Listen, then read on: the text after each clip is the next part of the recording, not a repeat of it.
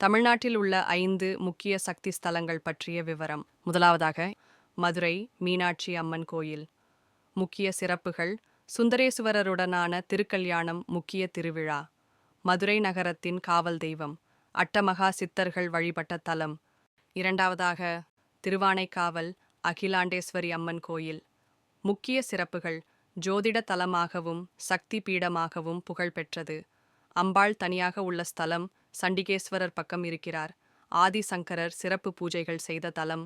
மூன்றாவதாக, காஞ்சி காமாட்சி அம்மன் கோயில். முக்கிய சிறப்புகள்: அம்பிகை பீடத்தில் அமர்ந்தவாறு அருள் பாலிக்கிறார். ஸ்ரீ வித்யா உபாசகர்களின் பரம ஆலயம். காமாட்சியை வணங்கி சென்னையை நோக்கிச் செல்லும் வழிபாட்டு முறை.